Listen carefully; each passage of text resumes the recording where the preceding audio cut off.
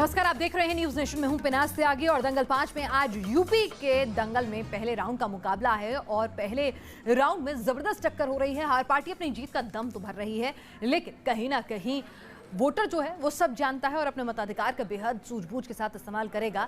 और आप देख रहे हैं कि कई जगह चुनाव आयोग ने वोटिंग परसेंटेज अच्छा रहे इसकी कोशिश के लिए पिंक बूथ बनाए हैं। महिलाओं को वोट डालने के बाद गुलाब दिए जा रहे हैं। बुजुर्गों में भी वोट को लेकर गजब का उत्साह दिख रहा है और तमाम लोग जो हैं वो अपने मताधिकार का इस्तेमाल कर रहे हैं। डीएम और एसएसपी ने भी तड़के सुबह ही वोट डालकर ये संदेश देने की कोशिश की कि आप भी अपने मताधिकार का प्रयोग करें, व्यस्तताओं के बीच में समय निकालें।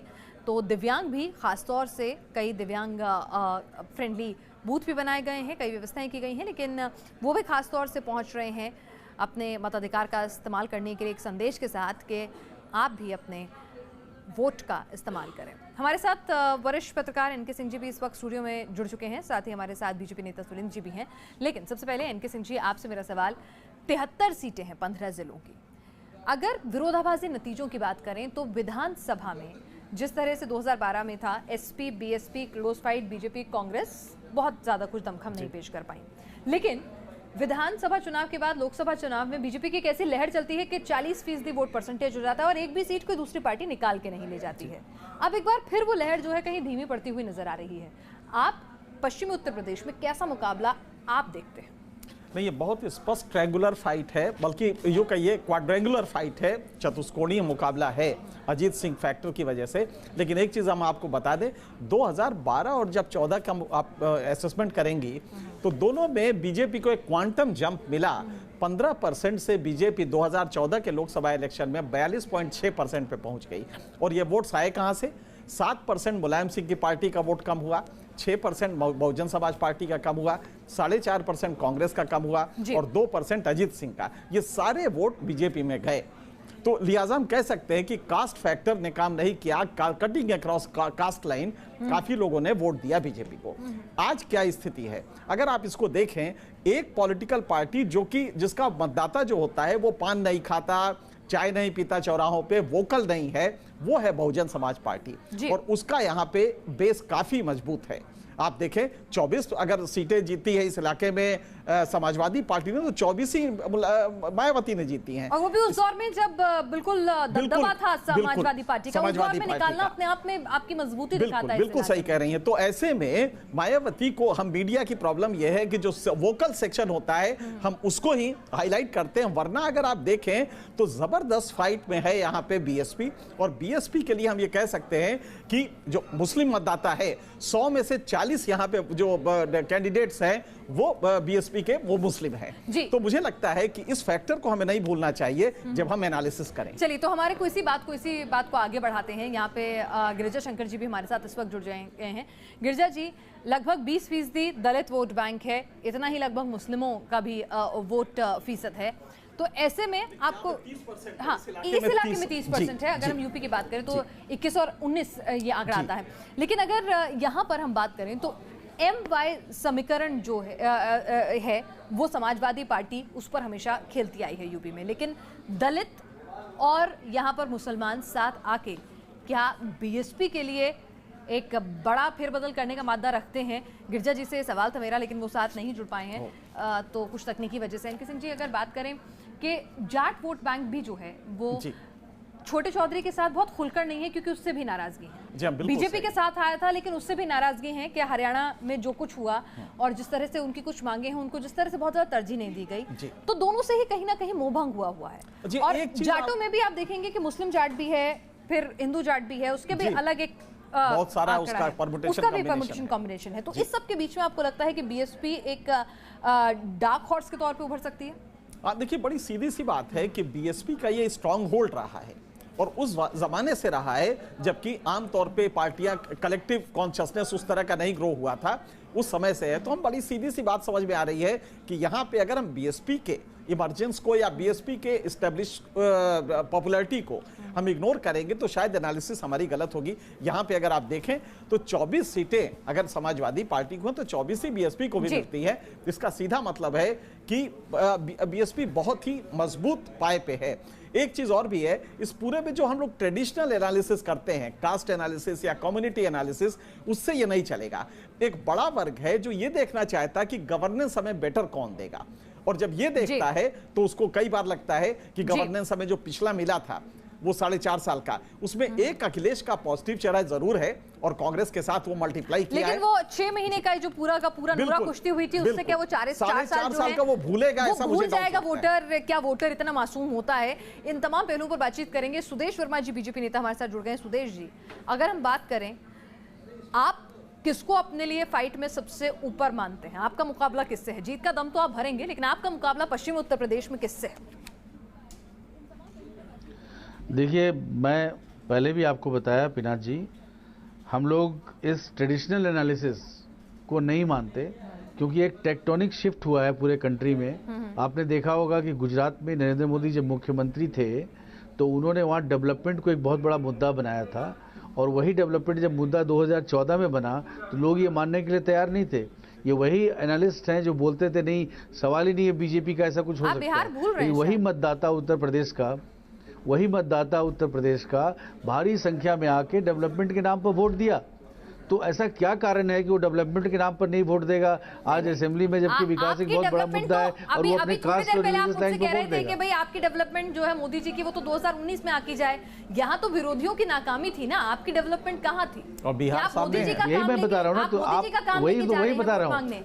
जी वही बता रहा हूँ। और बिहार में तो आप जो मुझे कह रहे हैं कि आपका विकास का मुद्दा, तो विकास का मॉडल, और अगर वो वेव की बात करें, जो टेक्टोनिक वेव की आप बात कर रहे हैं, वो वेव तो बिहार चुनाव में सबसे ज्यादा चरम पे थी। तब भी वहां पर जो गठबंधन हुआ, सुन भी लीजिए, मैं अपना पर्सपेक्टिव क्लियर कर दूं। जी मैं क्या बोलना चाहता हूँ।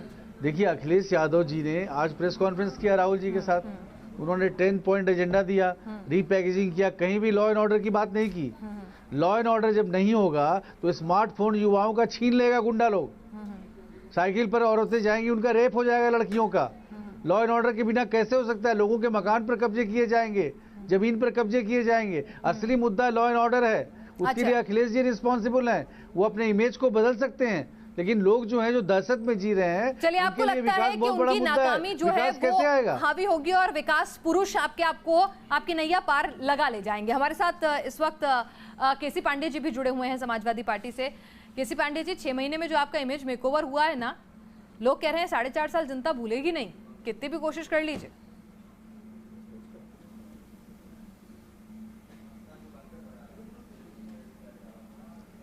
नहीं, ऐसा है पिनाक जी, डेवलपमेंट वर्क किया है, जो विकास का कार्य किया है, जो प्रदेश में उन्होंने विकास और खुशहाली पर जोर दिया है, वो ज्यादा काउंट करेगा। परिवार का या पार्टी में जो विवाद थोड़ा बहुत पैदा हो गया था, उसको जनता बहुत याद रखने वाली नहीं है। पैदा किया था। कार्य के महत्व, जो अखिलेश जी ने काम का महत्व दिया, कार्य संस्कृति को बढ़ावा दिया, जो विकास के मुद्दे पर कार्य किया, वो ज्यादा हमारे अखिलेश जी तो जुमलेबाजी नहीं हुई, हमारे यहाँ काम हुआ। जुमलेबाजी में हमने विश्वास नहीं किया, और जो है जुमलेबाजी हुई और स्वीकार भी लोगों ने किया कि हाँ जुमलेबाजी हो रही है। तो अखिलेश जी के कार्यों पर, अखिलेश जी ने कार्य किया, कोई आरोप नहीं लगा, कोई उंगली नहीं उठा पाया, उसके नाते लोग समाजवादी पार्टी वोट करेंगे। साइकिल के दोनों पहिए इतने मजबूत थे, तो हाथ से धक्का लगवाने की जरूरत क्यों पड़ रही?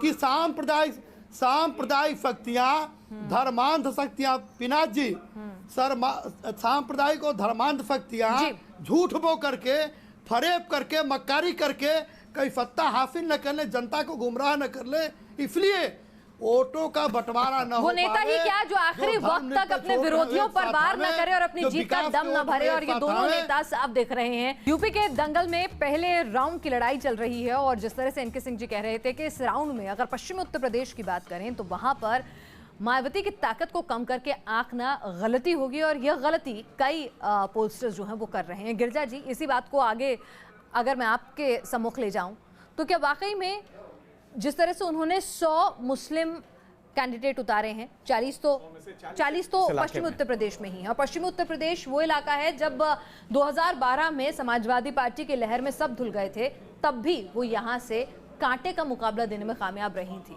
तो कहीं ना कहीं उनको कमतर करके आका जा रहा है और वो छुपी रुस्तम भी साबित हो सकती है इस लड़ाई की।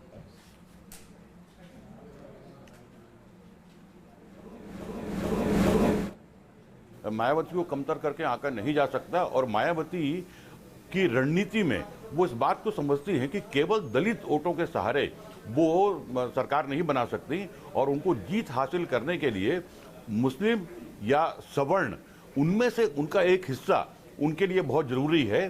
तो उनके साथ ही वो सरकार बनाने की या जीतने की स्थिति में होंगी और इसीलिए उन्होंने इस बार टिकट बांटने में भी और अपने प्रचार के पूरे तौर तरीकों में मुस्लिमों को बहुत तवज्जो दिया है। और यदि ये कॉम्बिनेशन पश्चिम आज के पहले दौर के मतदान में यदि काम कर गया तो मायावती को बहुत फायदा होगा।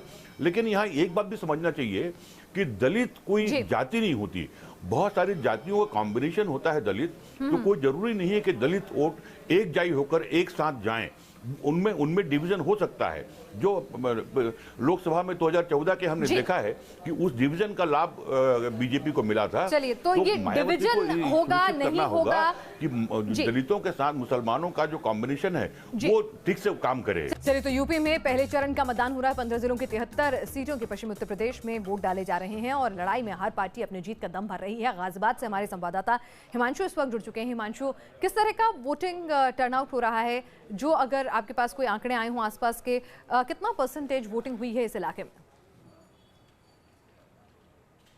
देखिए पिनाक, सुबह जो 7 बजे से 9 बजे तक का जो परसेंटेज आया था वो 13% था और एक और फ्रेश आंकड़ा भी हमारे पास आया है जो कि 11 बजे तक का है। अब तक 26% मतदान गाजियाबाद में हो गया है। अगर शुरुआती रुझान के हिसाब से देखा जाए तो परसेंटेज बढ़ा है ये, और अब आने वाले समय में जो 5 बजे तक का जो समय है उसमें तकरीबन 60 से 65% तक मतदान होने की संभावना है, जिस हिसाब से अभी शुरुआती रुझान आया है।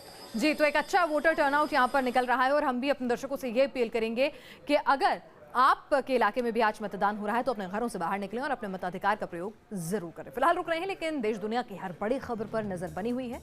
आप बने रहिए न्यूज़ नेशन के साथ।